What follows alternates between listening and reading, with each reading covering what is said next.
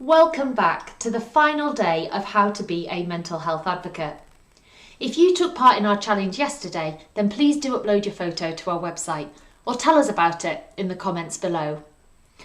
We'd love to interact with you throughout this broadcast and hear what your thoughts and feelings are as we come to the end of the week. So let's recap.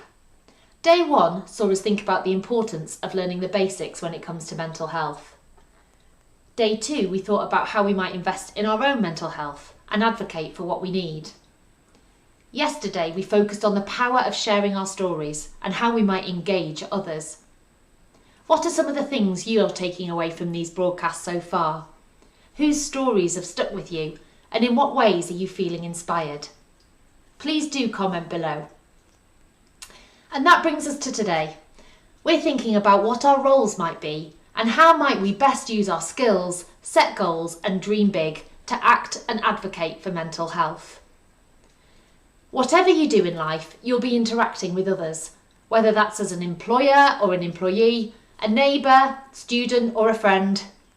We all have so many opportunities to use our skills and strengths to advocate for mental health, both personally and professionally. There are specific jobs out there as an advocate where you can use your skills very directly to support the mental health needs of others. Let's meet Sue, who shares about her own experiences of mental illness and how this led to her roles as a patient reviewer and expert by experience in mental health services. A big welcome to Sue. Hi Sue, thank you so much for joining us today. Would you be happy just sharing a little bit about your story and how you ended up in the role you do advocating for others? Yes, hi, thanks for having me. It's lovely to talk to you today. I was first diagnosed with a mental illness in 2004 when my husband very suddenly passed away. He left me with a 2-year-old daughter. I was teaching primary school children full time, and he also had 3 businesses that needed looking after. And I struggled on for 7 months to maintain the businesses and teaching and bringing up my daughter. But after 7 months, it was as though somebody switched off a light switch and turned me off, and I could cope no longer. I really struggled to maintain my safety, and after a number of months, I was admitted to hospital. I was in hospital for a year, and that was really hard because I was away from my family, away from my child, away from my friends. Although they could come and visit, it wasn't the best environment to come and visit. And I continued to be in and out of hospital for the next 18 years. When I was finally discharged, I felt that perhaps after 18 years out of teaching, it was the wrong role for me to go back into. And I decided that maybe I had enough experience of mental health services to perhaps do something within mental health. And so I applied to the Royal College of Psychiatrists, who were advertising for patient reviewers.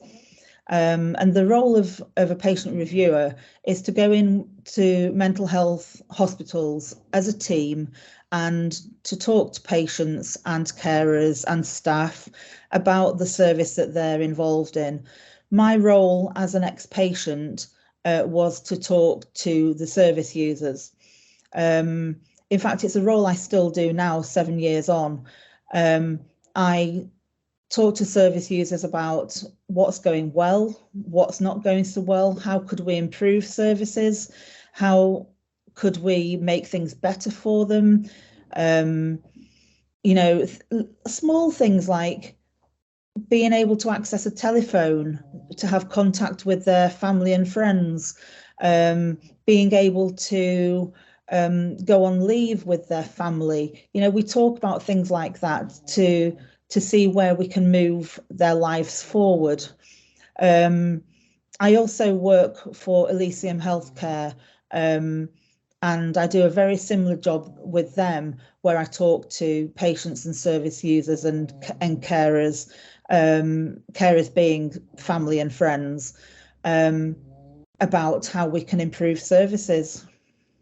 And so some of those things that you advocate for will be small steps, and then some will be bigger, I'm presuming, and there's value in both. Yes, yes, definitely. It's very hard being in hospital as a service user, being away from family and friends, being away from the things your own television, your own bed, not being allowed to go out, not being allowed to eat what you want when you want to, having to have medication when you're told to. It's not a very nice environment. It's a very difficult environment. It's an environment that you, in a way, get used to, but there's nothing like your own bed at the end of the day. Absolutely, absolutely. And those challenges of people actually losing their voice potentially, or feeling disempowered in those spaces, and the role of yourself can kind of give some of that back. Yes, giving patients the opportunity to voice their concerns, to talk about how life within hospital, within services could improve. That's really important, because service users are often a bit scared of telling the doctor how they feel about things. But 10 years ago, mental health was done to patients. You were told what medication you were going to be taking. Nowadays, it is more done together. The doctors will talk to patients about, this is what we'd like to put you on. How do you feel about it? But some patients don't have the courage to have those conversations. And, if somebody like me can go in and say, this patient is feeling a bit uncertain about taking this medication, how would you feel about talking to them about it? And just helping to get service users use their own voice. Absolutely. And doing this work can be exhausting, can't it? And like you say, struggles with your mental health have been present in your life for a long time. How do you prioritize kind of self-care, self-compassion in what can be quite a demanding role? I think it's really important to look after yourself. You can't look after or help other people if you can't look after yourself. You're no use to anybody if you're stuck in bed yourself being poorly. So I do feel it's really important. The way I try to look after myself is by giving myself time. I do jigsaws, I do diamond art, I go for walks with the dogs. I belong to a group called the Meetup Group, where it's a social group where we just get together and we go to the cinema, we go to out for meals and things like that. And I surround myself with friends and good support from family. It's not always been like that. I haven't always had a big circle of friends. I haven't always had family to support me. But if you can, and I think that's really important to understand, that not everybody does have a big circle of friends or family. But if you can find things to do that you enjoy doing and make sure you make time to do those things, like going for walks, like doing a jigsaw, might just be something on the television that you enjoy watching each day, but you make time for yourself. Absolutely. If I could give you a magic wand and you would change one thing about the mental health services, what would it be? That's a really good question, but a really hard question to answer. I think it would be getting more psychiatric nurses in the community, so that patients can be discharged back into the community after they've been in hospital for some time, and they can do it safely, so that patients don't become revolving door patients, so they can be discharged and know that there's someone in the community, a CPN, a psychiatric nurse, that can support them out in the community, because that, at the end of the day, that's what we want for all our patients, is for them to be safe and living a life. Absolutely. Thank you so much for your time today, Sue. We really appreciate it. Thank you. Sue plays such an important role for those who need very intensive treatment for mental illness. Her hope was that some of these patients might have support out in the community, and there are lots of organisations, some of which we have heard from this week, who are doing just that. Finally, we're going to hear from Kiz at Hip Hop Heals, who found her direction working therapeutically with hip hop and reducing mental health inequalities for marginalised people. Let's hear more about her journey. Okay. Hey, I'm Kiz from Hip Hop Heals CIC. We're a social enterprise that advocates for trauma-informed hip-hop, and we are the world-leading experts in narrative-based hip-hop work, which helps people with their mental health. So I started on this path by experiencing trauma and PTSD myself. I'd already been working around education, culture, the arts. I'd seen firsthand how powerful the arts were in helping people cope with really tragic events or, abusive situations. And I myself experienced a really sudden death in my family. So I'll give you a quick trigger warning. I'm going to talk about sensitive topics like grief, death, car accidents, trauma. So my sister unfortunately passed away when I was graduating from uni. I went to a summer ball at my University of Cardiff Leavers sort of events program. Me and my mates decided to go to Homelands Festival and see some dance music the next day. And so we were out raving, and my sister had a car accident on the way to say her last words to my dad, who was in hospital. Unfortunately, my parents were really worried for his life, but they didn't want to worry me because I was doing my finals. So they shared some stuff. I knew he was ill, and when I went home, I could see he was ill, but he kept going downhill, and I didn't know how bad he was getting. But he actually was hospitalized when she had a car accident. So obviously, coming out of my festival, I was completely in shock when I found out. Went to intensive care, and she was in a coma. So I went through this process of thinking I was okay, because I wasn't reacting like my world was falling apart. What was happening was I was dissociating, which means my mind and body were so overwhelmed by what had happened, I couldn't fathom. And so I blocked it as a natural defense because it was hard to deal with, and I carried on. So when we look at today, men's mental health, young people's mental health, suicide is the biggest killer for young people and men. When I hear that fact, I think about how little is out there for people to channel their stories safely, to tell people without judgment what's going on in our heads, to find help that is suitable for us and in ways that we can use and apply in our lives. So I thought I was okay. I wasn't. I did loads of crazy stuff and really was indulging in all sorts of harmful behaviors, and also some of them were really horrible. So I wasn't indulging. It was like I was torturing myself, because I felt like my sister was, she had a couple of kids, she had a baby in the car who was okay. Afterwards, she had a teenager son in the car who was okay afterwards, as much as he could be physically. And I thought it should be me. So I went through the first stages of life after that by thinking I must be really strong. But when life got stressful 7 years later, in work, relationship, home, I had a crescendo, and all the stuff I'd blocked just poured out. So in a nutshell, I learned to use creativity to help heal myself. I blogged. I did a blog called Good Grief Kiz. So it's Good Grief Kiz, and it's a blog spot with Google. Through that process of 10 years of blogging, I discovered a course in therapeutic writing. It was an MSc, the first of its kind.